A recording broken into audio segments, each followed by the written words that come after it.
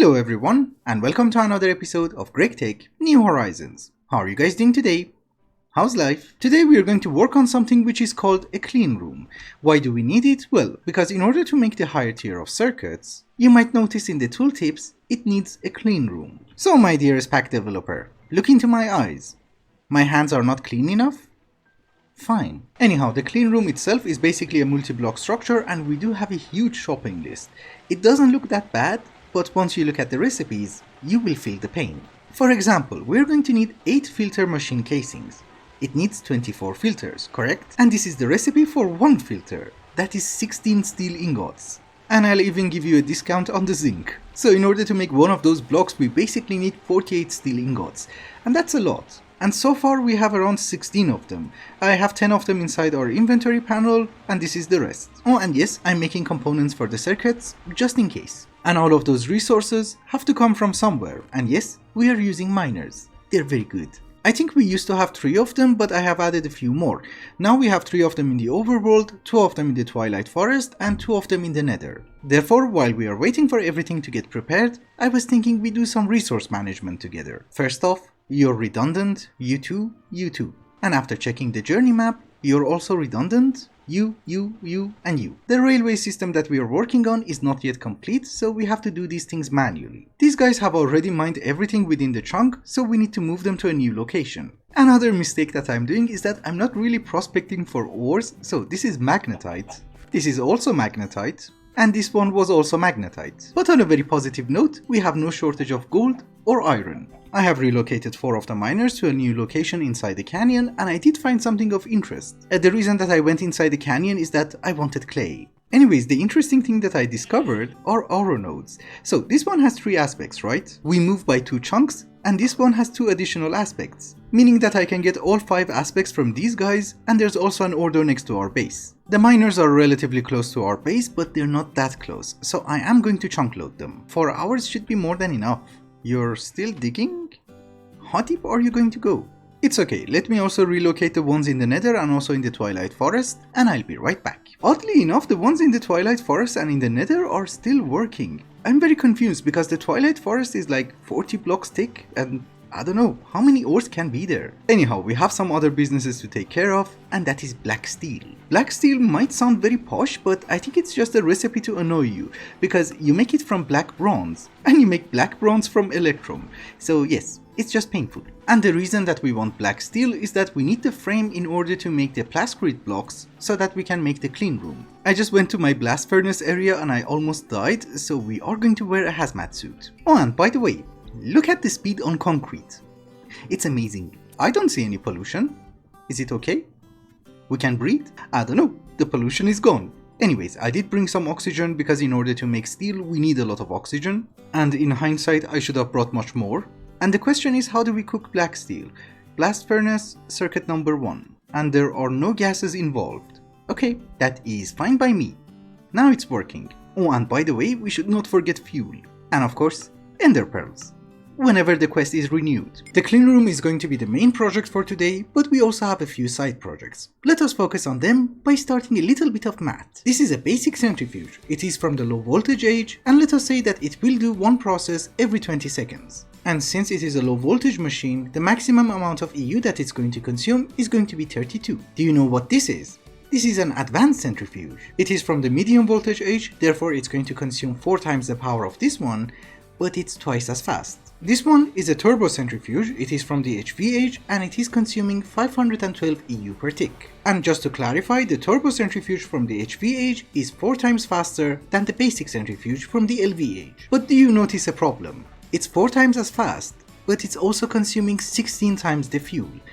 It's not efficient at all. Another factor that we have to consider is that when we are powering the machines, a basic combustion generator has an efficiency of 95%, MV has 90 and HV has only 85. So it's not just that this machine is going to consume 16 times more power than the LV version, our power generation for it is also garbage. So where am I going with this? Good question. If the medium voltage machine is going to consume 4 times the power and also is twice as fast as the low voltage machine, it makes much more sense to have 2 low voltage machines instead of this guy, because the speed will be the same and power consumption is going to be 1/4. So why am I talking about centrifuges? Well, centrifuges are incredibly important, and unfortunately if we want to unlock the multi-block structure, we have to wait until IV, which is actually 2 ages from now, so it's not going to happen anytime soon, so we have to use single block machines. And what is it that we want to centrifuge? Well, in addition to all the ores, there is also stone dust. Why is it important? Because if you put it inside a medium voltage centrifuge, it's going to give you a lot of stuff. One of them is biotite, which at this very moment is going to provide us with a lot of fluorine, and we need it in order to make a bunch of stuff. But in addition to that, it's also going to give us a metal mixture dust. We cannot process it at this very moment because it does require the EV technology, but look what it gives you. Bauxite, that is aluminium. Chromite, which is essentially chrome. And if you centrifuge bauxite, it's going to give you rutile, and rutile is basically titanium. It might look like a very stupid idea, but I have 5100 stone dust, and I have literally just started processing ores, so we're going to get this stone dust in the tens of thousands. Therefore, what is the plan? We're going to have a lot of advanced centrifuges. All of that being said, what is the appropriate number of centrifuges that we're going to have? 12. I really wanted to go with 14, but I think I have a nice design for this. I kind of like the pipes. It's nothing super fancy or complicated. Each of these guys are going to consume 120 EU per tick per operation, so we also have 12 advanced combustion generators. As usual, I do have a super tank which we're going to fill it in with diesel, and it is going to provide fuel to the generators, as you can see. I also made a super chest so that we can dump the dust inside, and there is a conveyor over here which should take it out and put it inside the centrifuges. Yes, this one already got it. Then the results are going to be exported from this item pipe up here and will go inside the diamond chest. Each operation is going to take 24 seconds, but since we have 12 of them, each operation for us is going to take only 2 seconds. That is great. Why aren't you exporting? Actually, I just noticed what is wrong. Okay, I forgot to connect the pipe. Now it should work? Yes. Also, if it's not obvious why are we having a super chest as an input and the diamond chest as an output, is because, well, we have 6 outputs and only 1 input, which is stone dust. Or any other dust, but it's just one type.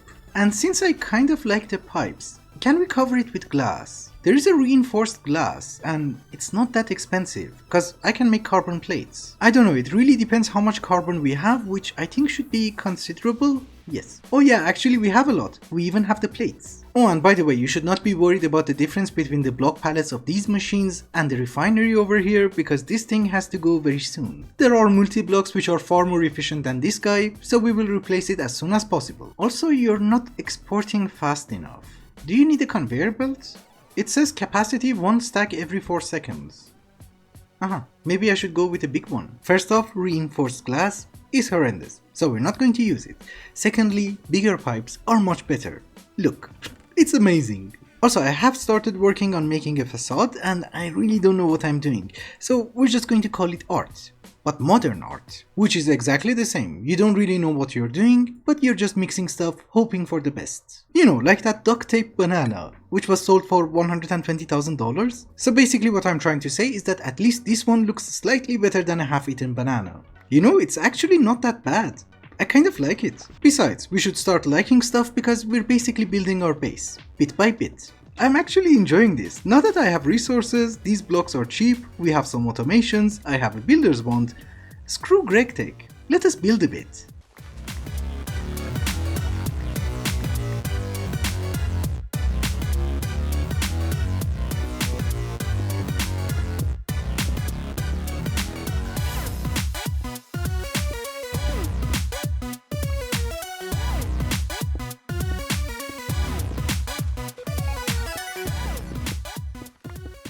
Ladies and gentlemen, welcome to the Centroplex, the Imperial Navy's research facility on Sullust, Star Wars. May you live long and prosper. I am not going to correct that, because it hurts your brain, and that was the point. Good. Also, I do understand that this is not how you should play GregTech, and you should focus on progression and play efficiently, and building buildings is not being very efficient. So for those of you elite GregTech players, I also have a base. There you go, the most super efficient base on a platform focused on progression. I know, it's great.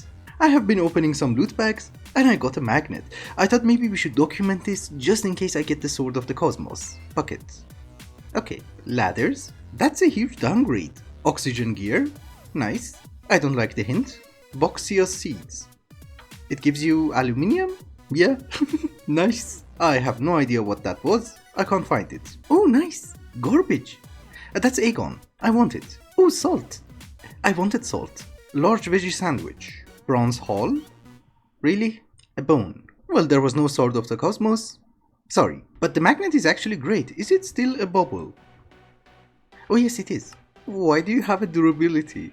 Is it gonna break? Anyways, enough of fooling around. Let us assemble our clean room. I don't really understand how it works. The corners have to be plascrete. Okay. Oh, the magnet is so nice. I like it. I really wanted a magnet, but it required vibrant alloy, so I couldn't make it. So here is 5 by 5, and that should be the other 5. And just out of curiosity, can you break them? Yes, you can. Okay. It seems that the roof has to be covered with filter machine casing, so there you go. Oops. Oh, I hate it. Oh, it's a wrench. Don't you worry. We're good. In the top center, we should have the controller, so there you go. Incomplete structure. Has problems. I know.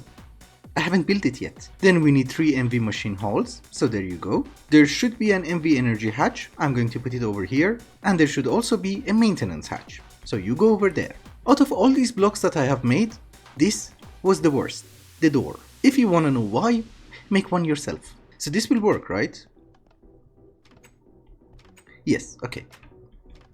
I don't use trapdoors, I hate them. It is also mentioned that 5% of the multi-block structure can also be made out of reinforced glass, so that we can see what's happening inside. The question is, where do we put it? Well, I can see it from here. Yeah, maybe we don't need the glass, we just cover it. It's incredibly dark. Do you have problems? Efficiency 0%. Oh, but the multi-block structure has formed because the energy hatch and the maintenance hatch have changed colors. Nice. So we have made the clean room already and I have performed maintenance, so it's supposed to run perfectly? I'm not exactly sure.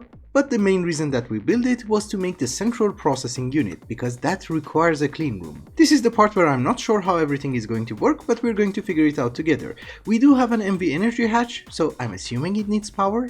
Did anything change? No. And since we cannot have generators inside the clean room because they're not supposed to be clean, we have to use the machine holes as a buffer. So now that everything has power, this should be a functioning multi-block. Let us test it. We need a laser engraver. You're the one. And I don't really know. Can we put you like this? Will you have power? No. If I give you a cable, will you have power? Oh, you have to activate it. Interesting. Maybe I have the machine holes the other way around. Let me fix it. So we activate you again. You're still not working. Do I have to be outside? Oh, it was working. But I think I have messed it up because I entered the room. Yes, I messed it up. It's okay. We try again. It finally worked. And I can be in the room. Central processing unit. The wafer. So I don't really know what kind of machines we need to have inside. Apparently the cutting machine also has to be inside. Yes, clean room. So my dear friend, you also need water. And start cutting. Oh, that is going to give us much better circuits. Nice. Oh, but the circuit assembler also has to be inside the clean room. Okay, but on a very positive note, we have the cut version. And that should be a quest. I'll take the loot bag. Thank you. Essentially, the way that I understood this is that for higher tier of circuits, yes, we are going to need a clean room, but it also gives us an opportunity to have better circuits for the previous ages, like LV and MV. Which brings us to our next quest, and we need to start making an integrated processor. So let us make it. I have already made the circuit assembling machine from the MV age, and we are providing it with lead. We can use soldering alloy or we can use tin, but I have thousands of lead, and that's something that we're going to use. And let us not waste stuff, we just make one. No? You need 4. My bad. Integrated processor. That is one more quest. Thank you. Oh, I made a bajillion of these, but I think I have the components. Yes, annealed copper, steel ring, and by bajillion I think it was 384. But we needed 4, so who cares? Now we get to the good stuff.